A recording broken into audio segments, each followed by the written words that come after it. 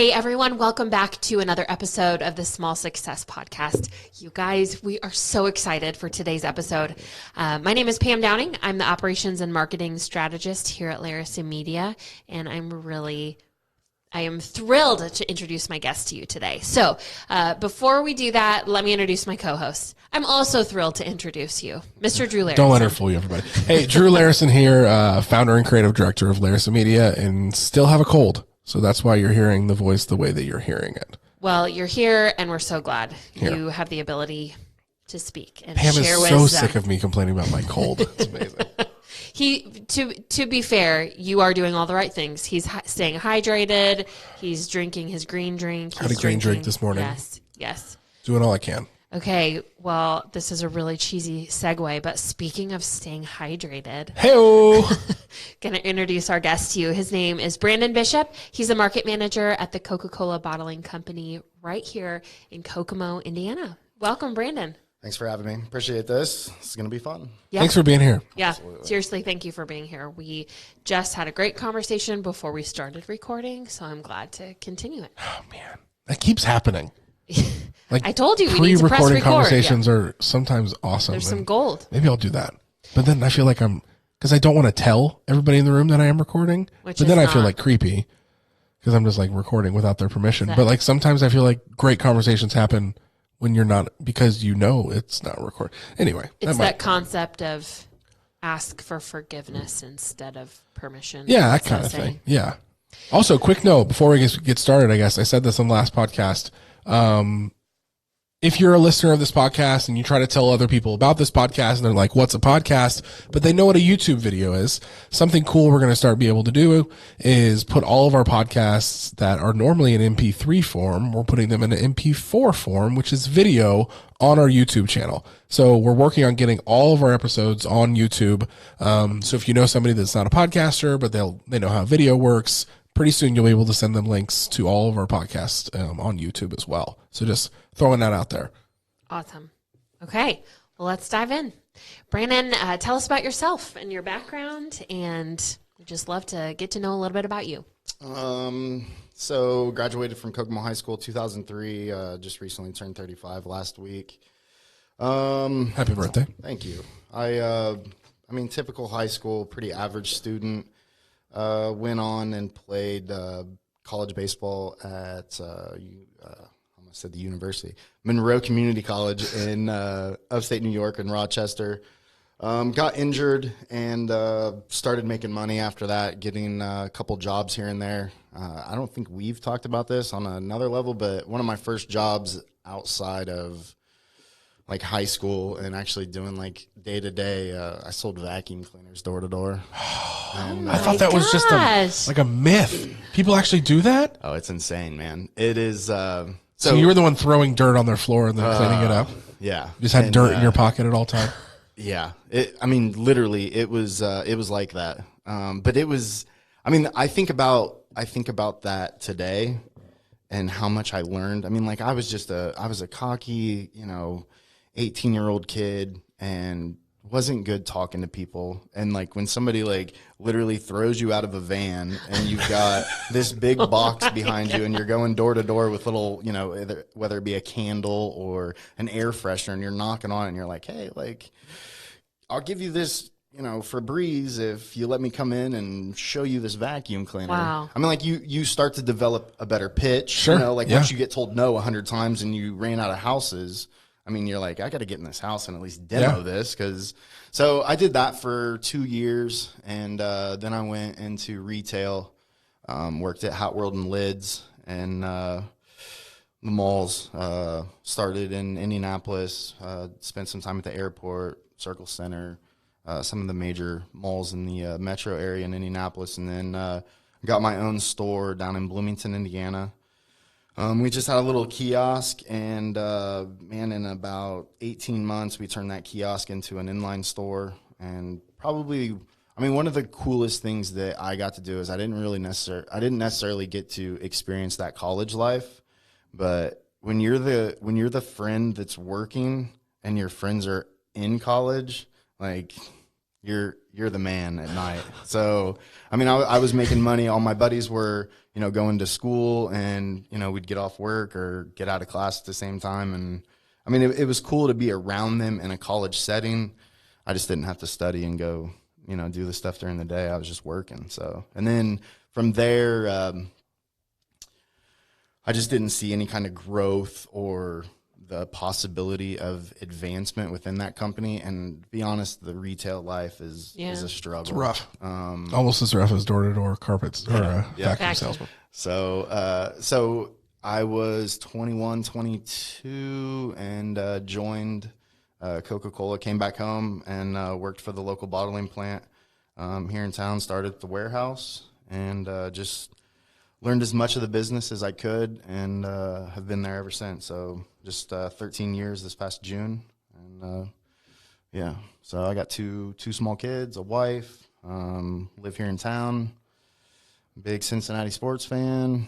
They're struggling right now on everything, but we had similar. I sold Cutco knives. Yeah, same. I mean, it's the same thing. Same type of. Yeah. I don't think I ever told you that. Yeah, I sold Cutco knives for a while, and it was a horrible thing. Right. But you're right. I learned specifically one thing I remember learning is being more comfortable talking about like the transaction of currency with somebody and like being confident in the moment of like, here's how much it cost.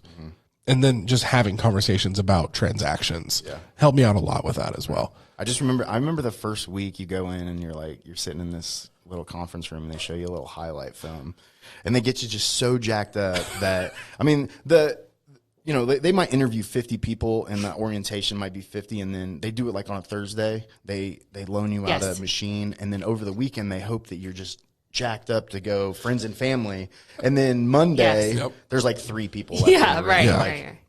Where's everybody else at? No, this isn't for me.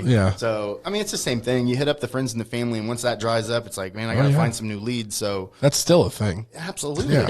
What's the only way like Kirby is sold still? Is door to door. So you can't go find one in the store. Really interesting. It just blows me away. I have a friend of mine who works for Edward Jones, and it's still to this day an Edward Jones rule. When you're starting off as a financial advisor, you have to go to door. Like you cannot become a financial advisor with Edward Jones without doing that like short process of learning how to do door to door. And like you're talking about a vacuum. Right. You imagine going to somebody, how's your retirement looking, sir? That I met 40 seconds ago while ringing your doorbell. But like that's how they do it. And I think it's more, I mean, I don't think sales are booming when you do that, but it's a learning thing for people. You learn how to be open, honest sales in like those moments. Well, and just going from, I love this because I feel like looking back on it today, I know how to look at a brand. I know what kind of questions my customers and consumers are going to ask, because I mean, when you're trying to sell somebody a vacuum, I mean, everybody's got 300 questions that at some point you're going to have to figure these out if you want to make the sale. Sure. So, I mean, I go into, a customer that asks questions today about certain brands. I'm like, I don't have to get back to them. Like, I feel like I'm engaged in it. I feel like I can give them that knowledge on the spot and, quote unquote, wing it. But I mean, like that process and similar to what you were saying with Edward Jones, like, I mean, that is a comfort zone killer. Yeah. So, and it's good though. It's great. Yeah. I get what you're saying too, because we've been selling marketing services for a while now, and I usually have questions that everyone asks. But not only do I know the answers, like I have like in the head, it's a scripted answer. Like I know exactly how to answer it because I've answered it so many times, and it's just experience. It's just doing it a lot and getting more comfortable with the idea. Like you said, like, it kills that whole comfort zone idea. Yeah. Mine was business to business. I had to walk into small businesses and say, "Hi, I'm with AT&T. I need to help you reduce your phone bill." Some of the but it was like this, most hated letters. It was like this weird, but it wasn't actually AT&T. It was this like outsourced, right, like third party that just said, it was like a third party contracted with them. Yeah, so if we got them to, it was very difficult, very much the numbers game. Yeah, awful and wonderful experience. Yeah. Okay, so I'd love to hear, Brandon, in your role now, how do you interact with small businesses? I'd love to hear more about that, your experience with small business. So, I mean, currently our territory is we've got a lot of rural communities in our territory. we have the big box retailers still. We have the national accounts, but we have a lot of independent grocery stores still in some of our smaller communities, independent convenience stores, the mom and pop liquor store, restaurants. We have now our sales, our business is definitely more so in like a big box. Yeah. But I mean, when I say and when our team says that our independents are the ones that drive our innovation, they're the ones that we go to for certain partnerships within the community that we're serving. We deal with them on a daily basis, and they're all unique. They're all different. They're all at different phases in their business, in their life, and it is. Sometimes it's challenging. We were talking about, you feel like you have that scripted answer on certain questions, and, you get somewhere and you're like, man, like, the owner of this company tells you, I don't have anybody to take over. I'm going to shut down in 18 months unless A, B, or C happens. And you're like, oh, I don't know how to answer that. Yeah. Or, from a supplier standpoint, like, what can I do to help you find your succession plan? And that's not my business, but it's a question that when you have that kind of relationship with a business owner. I mean, I've had questions about school, kids. It's when you get a relationship with anybody, regardless of a business owner, I mean, the conversation's going to go wherever it goes. So I mean, that's one of the questions that more recently came up. But right now, my goal and our team's goal with Independence, I mean, we want to make sure that we're doing our part to help them stay in business tomorrow. And we feel like we've got great products and assets and programs to really form that partnership. And I wanted to highlight the partnership role because there's got to be growth on both sides. It's got to benefit both sides. And, you talk about a beverage brand like Coca-Cola and all the different still items between Powerade and Smart Water and all these brands that are just exploding that may not have availability in this small mom and pop outlet in the middle of, the county. But those consumers are still buying it when they go to the big city, so why aren't they going to buy it here? And the guy just doesn't either have space for it or thinks that the price is too, So a lot of that is just talking and just laying things out. But, I mean, I would say to shorten that up, we true partner with a lot of small businesses to keep them open tomorrow. Cool. That's so awesome. You said you deal with a lot of like small businesses, independent stores, as well as like the big box stores. Yep. What are some of the biggest differences between like relationally or business talk between those big box stores and small business owners? I mean, the biggest one that comes to mind is, I mean, I can go to a said chain, a national chain, and talk to a store manager or a grocery manager. And if I have like a real like deep question or pitching something, I might not get an answer because they have to walk that up the line too. Where if I go and talk to the owner, like his name's on the front of the door, I mean, I'm a bad salesman if I didn't get an answer, right? Sure. I mean, he's the one, he doesn't have to ask anybody. So speed with small business is sometimes a lot quicker than the big business, which in my business works because I'm I work for a small business as well. And if you need product and I can get it to you today, it's going to help both of us out. So. Sure. What about the specific people, like their traits, their characters? I mean, anything like that. Is there a big difference? There is because, the guy that owns the building also, pays the bills and knows what his expenses are in the deli and in this department. And really, when you go to a grocery manager, they may not know what's going on the GM side of the store. Yeah. That space over there may not be anything that they can necessarily give to me. It's not their job to know that. Yeah, right. Yeah. And, an independent, a guy that, or, a guy, a girl that owns their store, I mean, they know everything. They know how many employees, they know the schedule, the delivery schedule, Margins are huge. I mean, that's one thing that I will say when I go to a big box, they may not even know how much, like they may not know their margins on a specific brand. Yeah. And I go to an independent and he's got, I've got one guy that's got a notepad in his back pocket. He pulls it out and he's like, yeah, that's at 13 or that's at 20.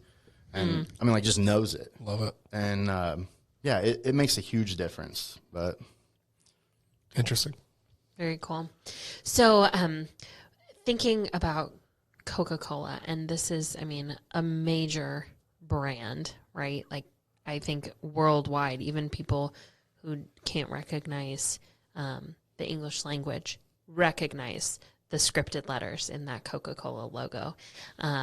I'd love to hear, because you're a market manager, so specific to the Midwest, specific to rural, and is Kokomo a mid to large size city? Is that Small to medium? Small to I'd probably medium. say. Okay. yeah. Thinking about that, what are some challenges that you face, and how do you learn from those challenges? I mean, right now, I mean, there's a lot of things going on in our industry, but locally, I guess I'll start with the national stuff. I mean, the Coca-Cola Company has set out a very bold initiative on, plastic. Okay. Packaging, being more green, having more plant-based bottles, making our packages more recyclable. That's a focus of theirs. Locally, how does that fit into what we can do locally in our counties and our communities that we serve?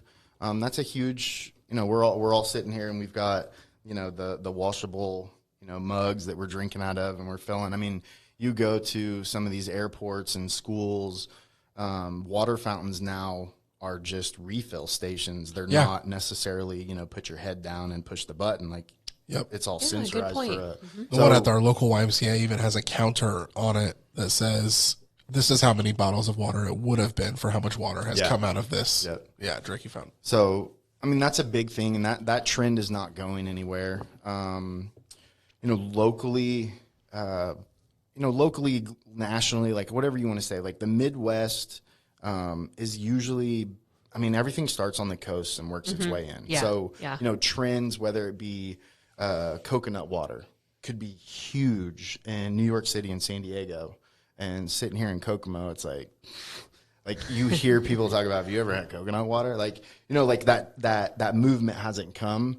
And sometimes, trendy brands or trendy products like that, I mean, sometimes they're already gone before they even get popular in the Midwest. Sure, yeah. And I think about like the kombucha lines. I mean, that was huge over here. And once it comes in, and it's one of those things in the Midwest that's taken off too, that, you go into a Kroger and there's 35 different flavors of it and different brands. So, I mean, for us, keeping up on those trends, identifying which ones are going to make a huge impact in our market. And right now with, I hate talking about like the millennials and the gens and all that stuff. But I mean, it's a real conversation because that age group has the most money and is buying the most things in the market, and businesses that aren't adapting to that or changing something to that, I mean, they're losing that consumer base. So that's a huge deal for us. And I would say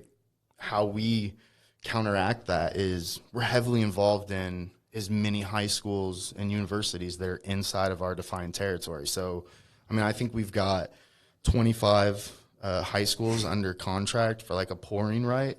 And within each one of those schools, I mean, we have access to that age group. And so when we go in, it's not just a special event. Like, I mean, I'm eyeing what everybody's drinking. What are you drinking at lunch? What are you drinking after a sports practice, before a game? That kind of stuff. And then we can talk about that and put our products out there in front of them at certain events or certain parts of their day.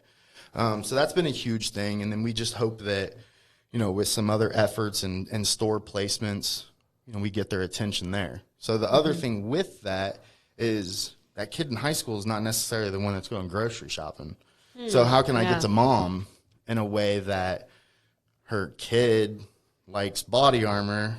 She knows that. She goes to the store and buys body armor. So it's a challenging dynamic sometimes because the communication is going to be different to mom than it's going to be to kid. Sure. So it's a challenge. I mean, we do it great some days. We do it, average other days. But, I mean, at the end of the day, Coca-Cola, brand Coca-Cola, Coke Zero Sugar, Diet Coke, Sprite, Fanta. I mean, those top 5, I mean, that's what still impacts our business the most. Isn't it interesting to think how much the internet has rocked that whole idea about how things start on the coast and it takes longer to get to the middle? It's insane to me because things that started on the coast before the internet, that whole trail to get to the Midwest for us to find out about something that started on the coast took a lot longer than what it does now compared to if some West Coast company posts something online, Midwest can know about it right there. And that interest keeps going up and up, which is why I think kind of like you were talking about like millennials, we're finding out about stuff so much faster. That whole Midwest finds later, I think is just not going to be a thing. Right. I agree with you. The part that is challenging is the distribution. Yeah. And a lot of these pop up, like they set up shop on the coast and they have a regional distribution that may not touch the Midwest. So while I might want it and I might be able to get it from your e-store, but it's going to be cheaper if I walk into my neighborhood. Sure. So that's a challenge. I mean, I think we are going to know about it. But if I constantly hear about this and know about this, and the only way I can get it right now is through going through a store, like I'm going to forget about it in a week if I can't see it. So, sure. Yeah. It's not on your radar on a regular basis. And there's probably still, I mean, I'm not meaning for this to become like high level conversation, but there's probably still like some cultural things, like what's culturally normal in where we are in the middle of Indiana is probably not as vastly different as it was 30, 40, 50 years ago from, New York City, but there's still some differences there.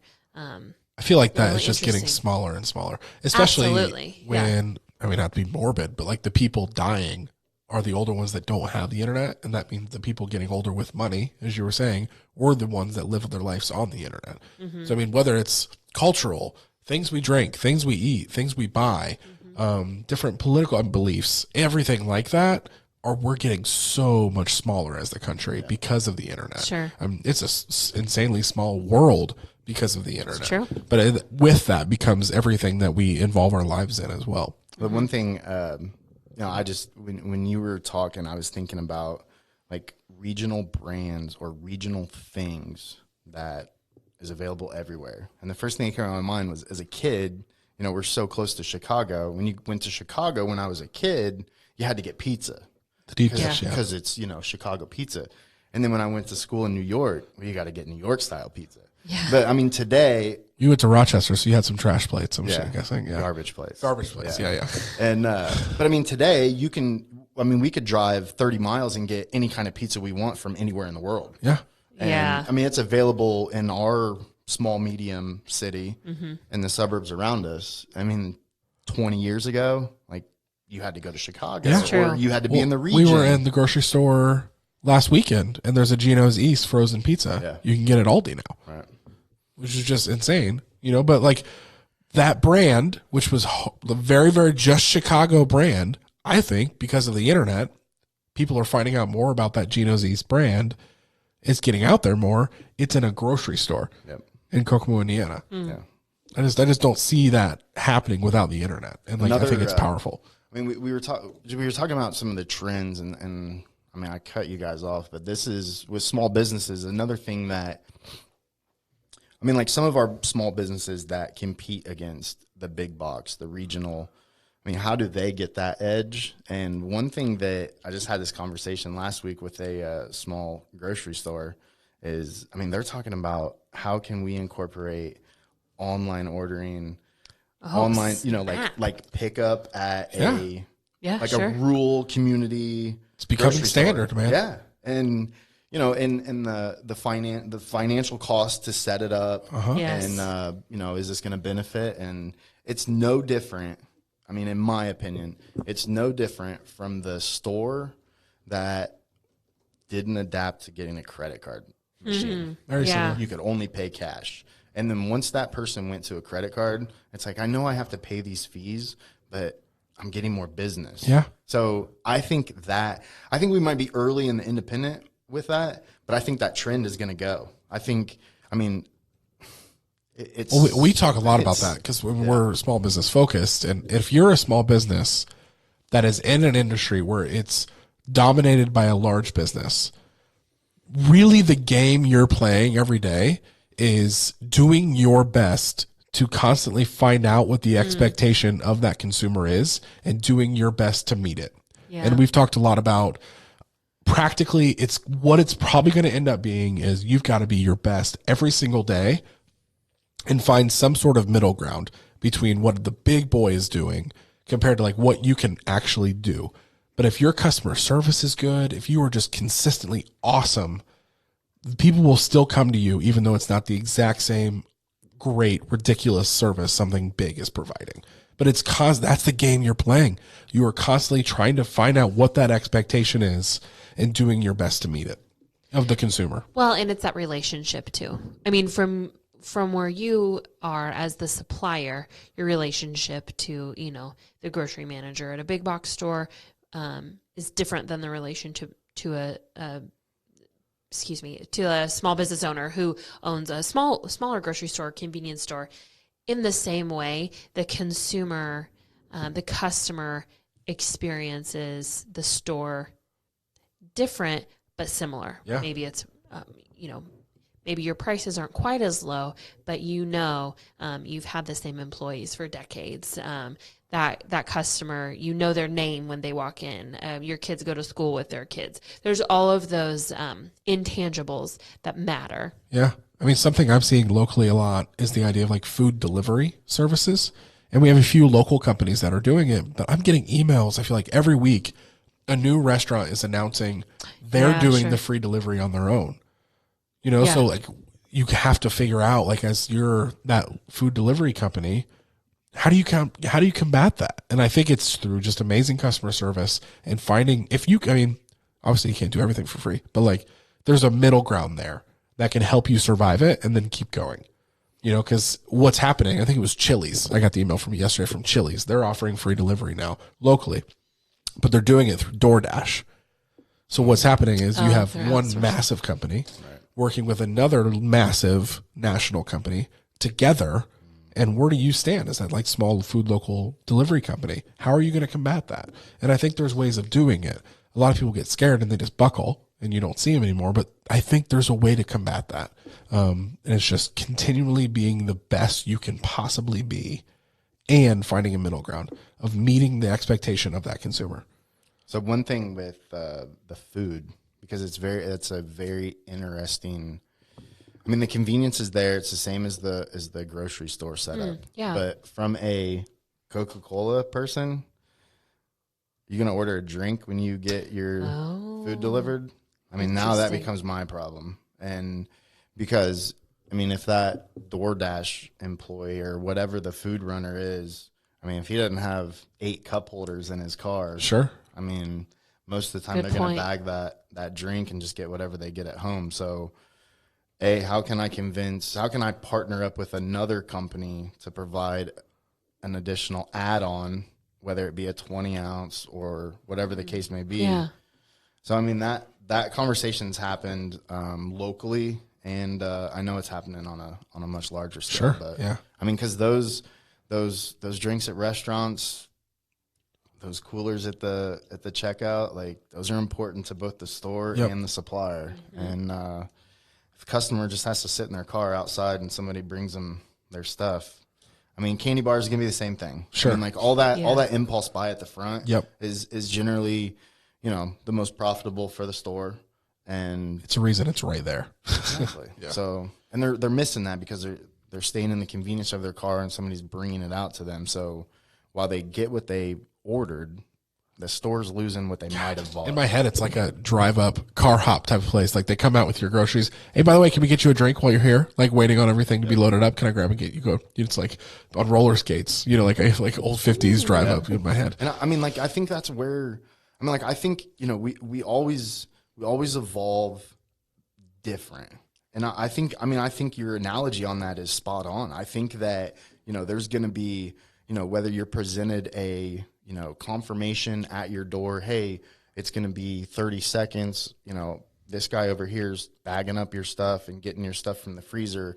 Here's a menu with 12 choices on there. Can I get something for you real quick at just roll out a drink cart. ABC, Every time you got groceries, you got like an that. attachment. Yeah. I mean, the little kiosks or, drink huts out in places like that. I mean, stuff like that's going to happen because there's a huge industry there, from beverages to magazines to whatever is up front that's losing that business. So somebody's going to have to pony something up. It'll happen. Do something. It'll happen. Because you were saying it's not just good for you. It's fantastic for the store. Right. It'll happen. They'll figure something out. Yeah. This is really interesting. I It's can't fun wait to watch see. that, though. Yeah, it is. I'm It like, is. it is going to be fun. Oh, to see now like in 6 months, I'm going to see like somebody come out with a drink cart. I'm like, that was my idea. Yeah. Well, I mean, so I could have made millions. So I should call Kroger. have you guys been? Have you been in Kokomo long? Yeah. My So- entire life. So on, because this is real popular in Ohio, the drive-through convenience Yeah. stores and everything. We've like had that. one Yeah. in the past. We It had didn't one, go- and yeah. but why? I don't know. And It was ahead of its time. maybe. Exactly. That's what Yeah. I was like. I'm just thinking, like, something like that today. Would that work today now, or are we still? I think it think about totally stuff would. like that. I mean, like, that business was a year. Uh-huh. Like full fledged. Like, you drive through this building. It's now a car dealership. Oh, Right. yes. Or yes, they yes, turned I it know into a what car you're wash, I think, the actual building, right? Yeah. Yeah. No, I think it was ahead of its time. Right. Because at that time, it looked ridiculous. Right. But now, the most precious thing in every human's mind is time. Oh, And yeah. we pay for so much more convenience than we ever have. Yeah, you like drove through a grocery store, basically. Yeah, I need a gallon of milk. I need a roasted chicken. And they Oh, it was like all out groceries. pretty darn close. There's a They had, convenience. I've seen them built different ways. I mean, you have full line, refrigerators Yeah, on both yeah. sides. Yep. You got the chips, you've got, deli meats, you've got all this stuff, and you got a couple kids in there. I think you just exposed like that you want to start one of those. I think we're early. That was a very Still think specific we're idea. early. Still think we're early. It's a very small town east of us. They have something like this, but it's convenience. So Yeah. it's, bottled drinks, cigarettes, coffee, snacks, candy bars. You couldn't get chicken. I bet you could get a gallon of milk, but Sure. it's I might have truly made a up the chicken. convenience I don't store. know. I don't know, you guys. Now I really want some Coke, a Snickers bar, a magazine, some chicken. Just kidding. But yeah, really interesting. So some of that's like timing. You're talking about your Culture. main consumer is like a mom. Yeah. Like I'm thinking, or like a parent in general, if I'm in the car and both of my kids are in a car seat, the last thing I want to do is stop and get them both out, go into the store, hassle with them in the store. If I could drive through, nobody has to get out of the car. Actually, our kid, Ellie, she has learned to like hate Kroger Click List because back in the day, year ago, whatever it was, when we had to go in and get groceries, Yeah. she would always get like a cookie. Yeah. Cookie from the bakery. Yeah, exactly, from the bakery. So like every time we're like, all right, we got to swing by the grocery store. She's like, are we doing Click List? Are we going in? I'm like, well, Click List. She's like, no. I tell you what, maybe they should start bringing out cookies. Yeah. The Click List. It will be interesting to see this adaptation as time goes on, because especially for, parents and people who have young kids aren't the only people who use these services, but everyone's time is valuable, and I don't think it will be going away. Yeah, Right. no, for sure. I think it's just going to get more intense. Uber was one of the first companies that really started that for me. The people love the convenience at any time. Push a button, there's a car coming, and it's just, and then I think it's trickled down from there. So we talked about some challenges. I'd love to hear the flip side. What are some of the successes that you've seen over your career? And this could be with Coca-Cola. It could be a local success that you've observed or been a part of. And how do you celebrate those? Locally, we have a very strong fountain sales business. We have a lot of drive-through convenience in our area compared to I mean, we were just talking about this, but I mean, like the drive-through window at a convenience store. It's true. That's pretty unique. Is it? Yeah, it I is. guess I didn't know that. I mean, drink huts in the middle of parking lots, pretty unique to. God, we love our fountain. Listen, we love. I mean, vanilla Coke Zero. But I mean, all day. It's the same thing we were talking. I mean, it's a convenience thing. If I'm driving by this, strip mall on my way to work, I mean, I can pop in here, get out, and I can get, whether it's a coffee, a Coke, a donut, whatever the case may be. I mean, they've kind of evolved after tacos. Whatever you want. Yeah. So I think when they started those, they built smaller footprints and then quickly figured out like, hey, we need a bigger building. Yeah. So it's always fun to see some of them that their shelter or their storage is bigger than their actual. So that's funny. But I mean, we have a very strong local food scene, really, from independents that gravitate towards our brands. And I mean, we've done really well with that local connection, and that starts. I mean, we've celebrated that, and that's been a continued, thing of ours from, 1935 when the Severance family got into the business. We're into our third generation of leadership now, and it's a very consistent thing for our territory and the communities that we serve to know, our leader, our owner, lives here, works here. I mean, you'll see him at city parks. I mean, he's very visible.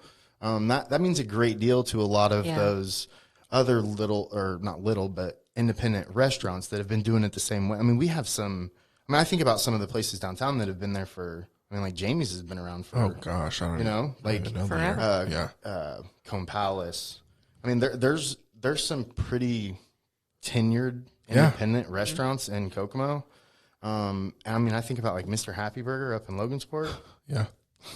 All day. Yeah. And so we've done a really good job with those local stores, connecting with them on a local perspective. So our fountain business and restaurants is really good, and in the independent world. One thing that we've done really well is we've got a lot of people on our team that have been there 30, 35, 40 years. And as somebody that's been there for, 13, I'm thinking, like every Christmas we celebrate, our 10 years and years of service. And man, just to see like this guy's been here for longer than I've been alive. He's worked at this place. It's crazy. And it's becoming more and more rare too. Yeah, I was gonna say that's rare, but that also says something about that place of employment. Yeah, you don't stay miserable for 40 years. Yeah, I mean the Severance family has done a very good job of, taking care of people, not only employees, but just the communities and everything that we serve. So it's a very safe environment. So it is pretty incredible because.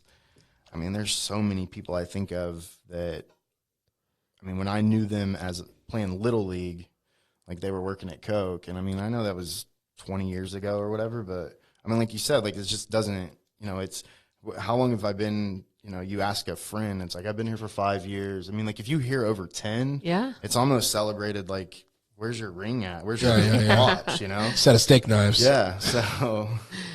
Yeah, so we've done a good job with our team, and what do you think the magic sauce is? Anything like specific that comes to your head? Like, this is a reason why someone would stay here for 30 years. We have a lot of people that do so many different things, and in the community, and I'm just gonna say outside of work. We have a management team that, if somebody wants to go donate their time at this, charitable organization or, coach Little League for their son. It's a very flexible, yet we have a ton of people that give back and serve, sometimes on company time a little bit. But that if we've really done, I think, a great job of putting family first, creating that safe environment, And It's human. it is, and there's emotions around it. Like the analogy of family and there's good times and bad times, but at the end of the day, like, I mean, we genuinely care for those people and their home life and their family. I mean, we're going right now. We're about a year into really trying to boost engagement, do some different company things, because we've had this strong group of 20, 25, 30-year veterans. And, we're starting to get some of the younger generation in. And how can we bridge that gap from a 22-year-old to a 58-year-old? Sure. And they're working together. Yeah. So it's been challenging, and we're not the only ones in that boat. But, I mean, it's been fun over the last year to see how they interact at different events, whether it be, going to a Jackrabbits game or having some kind of just off-site, community corporate thing. It's been fun. It's a challenge, yet there's a huge upside to it as well. We've done a really good job at that, and I think that is going to be something, obviously, we're going to have to continue to focus on. Sure, yeah. It's really cool. We went to an event back in the summer. We'll maybe chat about this more later at the podcast. I can link this info in the podcast notes, but talking about those generational gaps and kind of what different generations are looking for and why there's sometimes not miscommunication, but priorities are different and choices are different. And a lot of it has to do with, like, there's a generation now in the workforce that maybe doesn't use the internet or use, and then the example of the 22-year-old and the 58-year-old, that 22-year-old young person has never known life without the internet. And so, it's a cultural difference almost, even though they may have both been born and raised in the same exact geographical location. How they experience the world and how they experience the workplace is very different. So the gap, like I keep saying, that gap keeps getting bigger and bigger and bigger because of technology and the internet. Yeah. But one thing that I would say that, that 58-year-old in our offices is, like, while that younger person might be teaching them something on their phone or this app or, whatever the case may be through a smartphone or an iPad. I mean, like, that 58-year-old says, when you're asking me this question, like, look me in the eye. Yes. And right. When you go talk to this backdoor guy that has a problem with you, like, address him like this. So, I mean, it's both ways. So that's right. So there's nuggets of knowledge that both have.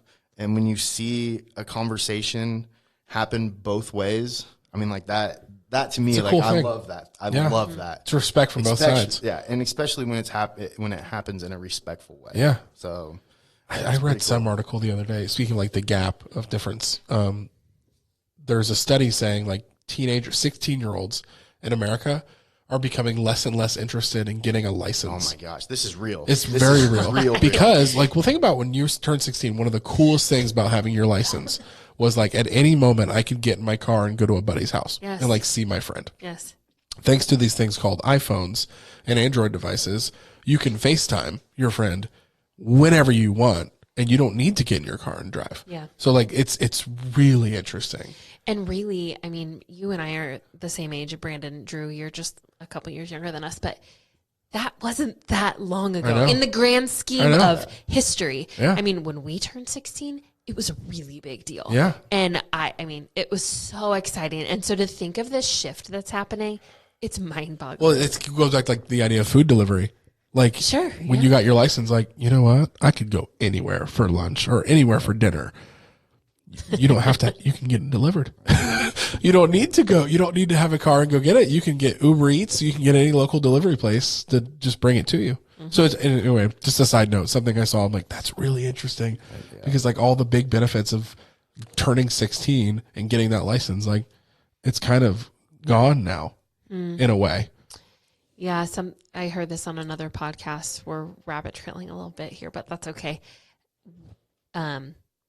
Because it's so new, there cannot be there are no studies of the long-term effect of, she mentioned specifically social media, but the internet on the human experience and the human brain, because we are living it right now. You know, like my family got the internet when I was 10 years old. You know, like that sounds crazy to say, but it's true. And when we got it, it was dial-up. It wasn't, the experience was very different now. If you would have told me as a 12-year-old, you will spend the majority of your day somehow connected to the internet, that would have blown my mind. I wouldn't have been able to understand that. So just how quickly our world has changed in such a short amount of time. It's fascinating. And we don't know long-term what that will do to people. Yeah. It's one of the craziest better, for things. Like when worse. we first got the internet, you could only access it from wherever your family's home computer was. Yeah, right. If you were gone there, it didn't exist. Now it's in our hands at all times, which is awesome and terrifying all at the same time. Our business wouldn't exist if the internet didn't exist. Well, I could. You would have come up with something else. We'd I have can push back on that. Oh, well, it's because it's the medium. Yes. Yeah. Yeah. I know what you're saying, but anyway. It might be true. I don't know. We'd have a print shop or a newspaper. Well, I mean, I always say like service we're not or- romantic about the internet yeah, because yeah. it's cool. It's because it's what works. But yeah.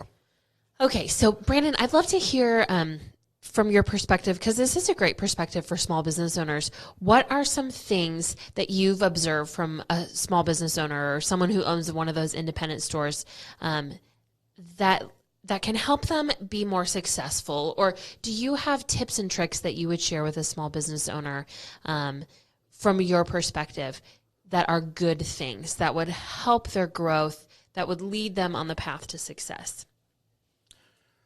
So all mine's, I mean, my answer with this is going to be heavily Coca-Cola backed, but Of course. you know, a lot of independence space is always the question. You know, we come out with a whole bunch of innovative products year after year, new brands, new flavors, new packages, and I mean, we're the leader in the market on so many different, you know, whether it be sports drinks, energy drinks, carbonated soft drinks, you know, premium waters. And I see a lot of people providing value with a cheaper product because of a price point and not going after the brand that globally dominates. So, you know, you think about this company has this version of water. This company has this. I mean, you look at a water door, I mean, there's sometimes 40, 50 different variations, brands, flavors, whatever's in there. So I look at one of my brands and its competitors, and I see the price point difference because they're selling on price, not brand. I mean, I lead with Sure. a brand, not a price. Okay. Yeah. Because I have that data, I have that market share. We as a company like to say that we help set that price. I mean, if you're outselling everybody else, why do I need to be cheaper than the other ones? So what that does at a business is if somebody wants a product like, well, we'll use water. If somebody on a county-wide, regional, I have share of this category and it's at this price, you make this kind of margin. I mean, those people, like, businesses just need dollars in so that they can invest dollars out. So if I'm selling a bottle of water retail-wise for $2, but yet there's a competitor in there for 69 cents, who gets the value on that? The consumer's getting the value. The customer, the business owner, is selling down and not getting that extra $2, that extra $1.40 ring. And now I'm having to depreciate my brand, and I don't need to. Yeah. So, I mean, like, we stand strong on things like those. because space is such a driver. I mean, especially we talk about trends. Like, you think about like water A, energy drinks B. I mean, 20 years ago, 10 years ago, when you go to a big box store today, there's more water in there than anything else. You go to a convenience store, there's more energy and ready to drink coffee. So space is a premium, but yeah, I still have brands that, require that space, but you're cheapening the category by offering things at a lower price to the consumer when already got the brands that they want to buy. Yeah. So, that's one thing, and that's like, that might be deep on some things, but, it's big thinking. It's respect the brand. Yeah. yeah, that's what I wear every day. Yeah. Right? That's my logo. Literally, And, it's on a shirt right now. And so that's one thing when you're talking about like the long term. How can a small business compete with the big box? And we've talked about it, whether it's figuring out online ordering, pickup, pay online and pickup, delivery. Whatever the case may be. But I think small businesses are going to, especially in that service, and whether it's restaurant. Restaurant is a very competitive industry. Oh, yeah.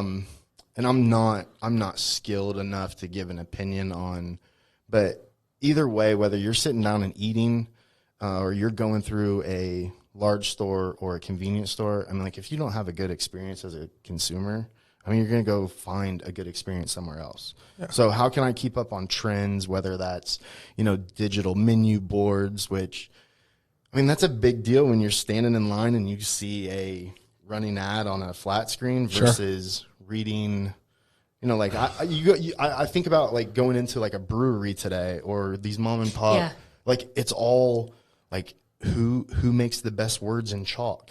Yeah. You know what I mean? Like, but people look at that and they're like, man, that's cool. Like, this, whatever. You can't just throw a generic Word document up there in Times New Roman bold and say, here's my menu for the day. Yeah. Like, it's got to be something different. So in my head, I've been really big on this idea lately that micro changes make macro differences. I think, yeah. I'm so big on that right now. Yeah. Like the idea, I was listening to somebody else the other day, on a podcast, and he said, this is a billionaire guy. The guy, forget his name, Tellman, he owns the Houston Rockets. Oh, yeah. Love that guy. Yep. He was I run every business I own, I run the exact same way, and it's off this 95 and 5 principle.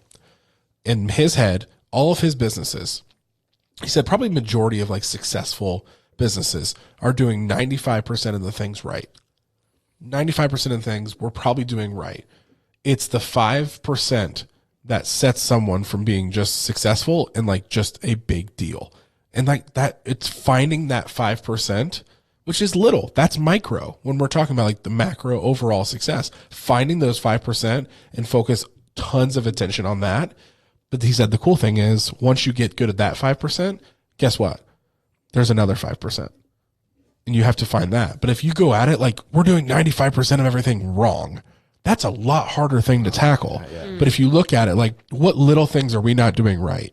What is that 5% we're not doing right? Find those, tackle those, turn those around.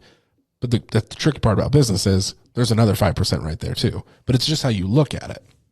And like it's what you're saying. It's those little things that independent stores can do, micro changes. But at the end of the day, could make a macro difference for somebody. So I'm gonna ask this question because this is out there as far as like, but is it about aliens or something? No. Okay. No. But you remember like the Pokemon craze when that came out, like the Pokemon Go? Yeah. Like what if you went into a grocery store and it was a game? Like you had whatever store app and and they knew your grocery list or you inputted it, but I had to go to this shelf and find scavenger hunt of sorts. You know what I mean? Like as you're going through there, and then as a supplier of whatever CBG brands, like now I can divert your path because I paid for it, Sure. and get you down my aisle and show you something unbelievable. Sure. I just wonder if like stuff like that is actually in the future. I can predict you'll have a lot of people or, like knocking over end of shelf displays because they're looking at their phone Right. walking, Yeah. and they'll Right. knock a lot of Yeah. stuff over. There's some minor I mean, things but to there's- work out, but I mean, you have to create something fun. If I'm going to go into a store and I'm going to take the kids out of the car seats, I mean, it better Yeah. be of some Make kind it of worth it. value. Yeah. I mean, if I can play a game with them in the cart, I mean, you think about how, the grocery carts from when we were kids to today. I mean, like, my son can get in a Corvette in front of them. I mean, like, Oh, that- that's marketing. Yeah. The whole And idea like, is marketing. That kind of stuff, I just want to see how that evolves. Yeah. And who's going to be first at it, or who's going to create that different, medium at providing some value or some entertainment when you go to a traditional grocery store or something. I mean, or like we were saying, like the whole click list pickup idea. What's next for that? Yeah. Like what's the next idea going to happen for that? Because pretty soon, similar to like the race cars in the stores, that became standard. Yep. Every store Yeah. got those. So what's going to make your delivery? What's going to make your pickup different? Yeah. And stand out and make people want to choose you over anybody else. Well, there's some of those. Shipped is the grocery store I shop at. That's what they use. Someone shops for you. Yeah. So similar concept, but then they bring it to your home. Well, Kroger, you can do that through Kroger too. Click list. Yeah. Just I think they click-list might delivery. use Shipped actually. Yeah. Yeah, or something like that. But I I- forget. I mean, but even that, sure, go that route. Yeah. That will become standard. So like that's the fun game we're in, right? It's just the constantly evolving what's next, attitude. The delivery will be standard one day. Yeah. And then delivering and but you also get a cookie with every delivery. That will become standard. Who's next? Like who's next up to bat, Well, I mean, they're testing, like, there's Amazon delivery that has like literally a key to your house and they'll put it in. And, like, they've tested that. But I mean, like, I'm thinking about that. Like, what's We're getting next? so close to that Up They're just movie gonna where put we're it- just not going to do anything. Yeah. There's the Kroger has this new idea actually. Like they'll cook it for you, and you come home and there's dinner on your table. Well, And for $7 extra, they'll do the dishes, and it's just, you don't ever have to do anything. That it will be interesting to see because our podcast exists to serve the small business community, and I'm thinking if you're that mom and pop shop, you will have to get creative about how you add value to your customers. Because I know I'm really weird, and I have used grocery pickup before, but I am someone that I there's something about the grocery experience I enjoy if my kids aren't with me. sure. Oh, But, like, solo put- grocery shopping, I'm all about that. Yeah, but love that. I don't know if it'll ever completely go away. But if you're that mom and pop shop, how can you be creative and add value to the experience? Because there's so many variables, especially in a grocery shopping experience. Price, environment, service. There's so many variables. You know what I'd love? Because one of the biggest negatives to me about the click list thing that we do all the time is like the produce. Like we love avocados. Sure, yeah. So like there's a lot of variables in avocado purchasing. Like depending when you're going to use them, That's right, how ripe that's do you right. want them. Yes. You can be bad real fast. What if they're inside that Kroger mobile app? You can literally get a FaceTime, from the person while they're getting your groceries for you. Hey, I just want to check with these avocados. How ripe do you want them? Or even a text feature. That's next level right there. I don't know. Or you think about like webcams at resorts where you can just tune in and see. I mean, like, Yeah. webcam above the avocados. Yeah. Your pick this person's one. like Avocado wearing a cam. GoPro. Something I heard crazy because another trend I've heard a lot about is like going to live sports events. Sales are down in a huge way. So something I think it was NBA franchises are thinking about doing is you can buy season tickets, but your tickets are a VR experience. So courtside, they will have somebody with a VR camera during every single game, and you can sit at home with your VR headset and experience that game as a courtside ticket. Really? And like, yeah, this is happening. I mean, VR, I think, is going to blow our minds the next 10 years in a scary way, probably. But yeah, people can buy season tickets through and watch the games through VR.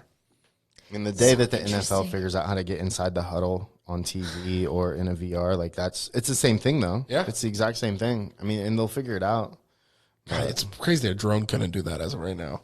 Fly, above It it. could, Yeah. but it's just not Anyway, happening. this I don't know. I could It talk. will be interesting to see, all like, day as on that. culture evolves, because there's some things, like I'm thinking when you go to a baseball game or you go to a basketball game, like you're hot, you're sitting in the sun, you smell popcorn, you order a cold beer, you pay way too much for all the food, and but like there's some of those parts of the experience that virtual reality can't directly translate.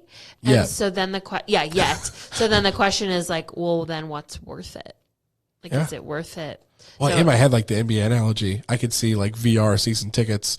Oh, you want courtside? Yeah, this is that price. Oh, you want nosebleed seats? Okay, it's cheaper. And like they literally have variety of pricing for VR tickets depending on where you want to sit. Pay-per-view worldwide.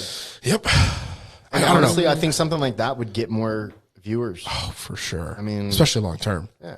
But I mean, then if I could sit at home and watch the Knicks and the Bulls play in Market Square, or like not Market Square, Bankers Madison. Yeah, Madison Square Garden. Yeah.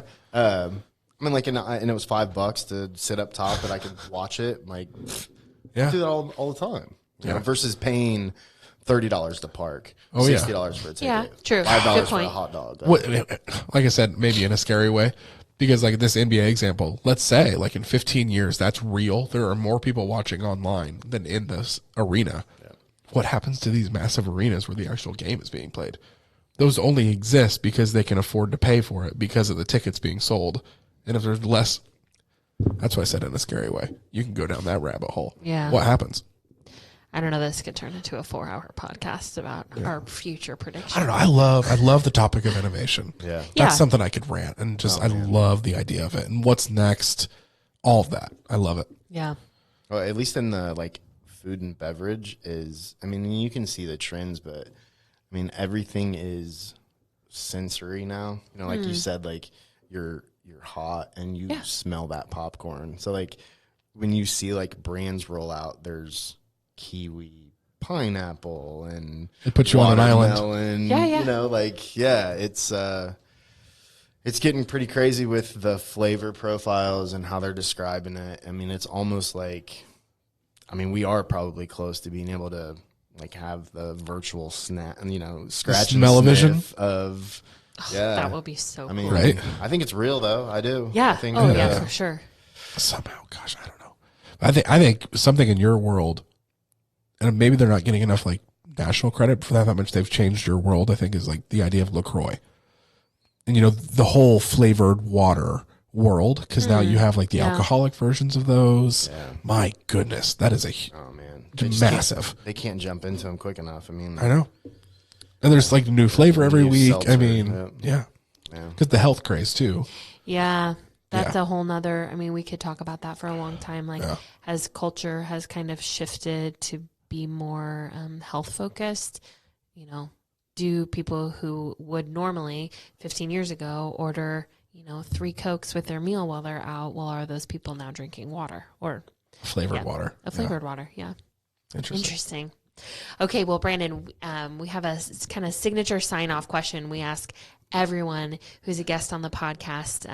We are the Small Success Podcast. So we'd love to hear, what is one small thing that you do that has contributed to your success?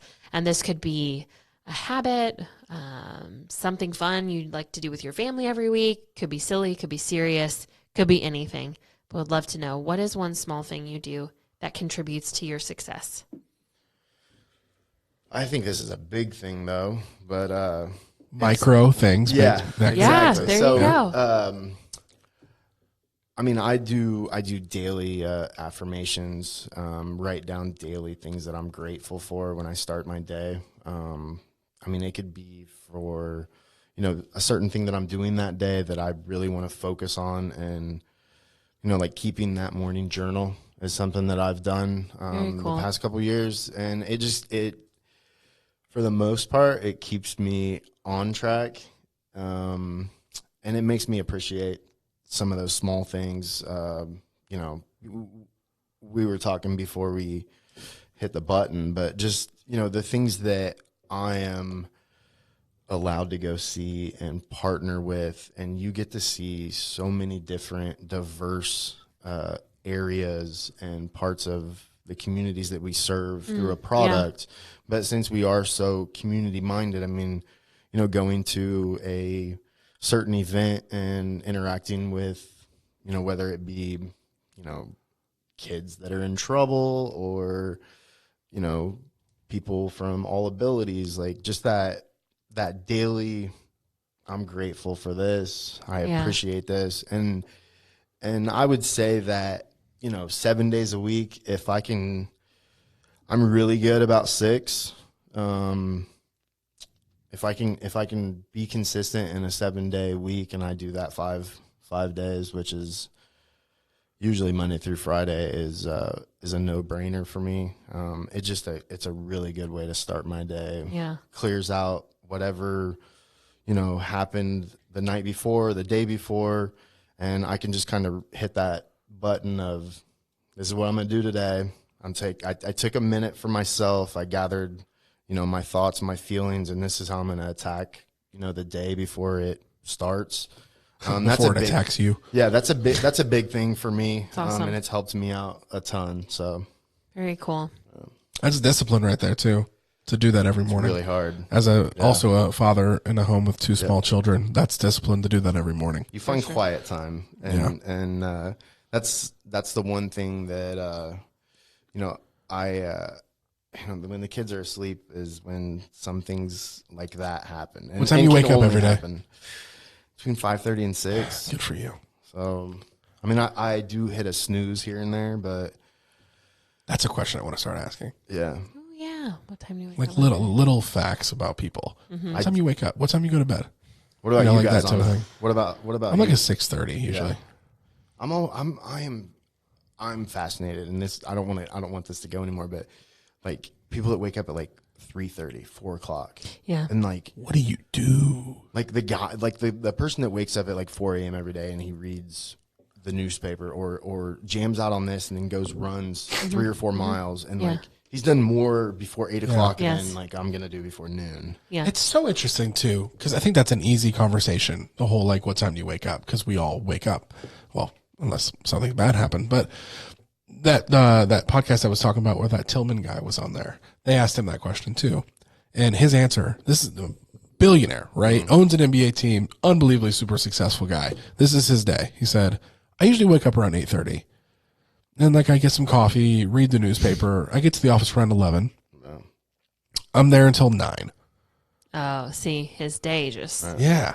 But I don't know. I think it's easy as like learner people listen to podcasts. So it's easy like, well, no, everybody's successful wakes up at 5 a.m. or 4 a.m., you know, or something like that. Yeah. And it's easy to go down that. But so it's not true. Right. I mean, I'll link to this. There's this infographic out there that shows like, it's like 100 geniuses, like documented in history and their sleeping habits. And like Albert Einstein, you know, did his best work from 2 a.m. to 5 a.m. and then he slept all day. That's just an example. That don't quote me as fact. But then there's other people that have more traditional. They were early to rise, but then they were in bed asleep, head on pillow.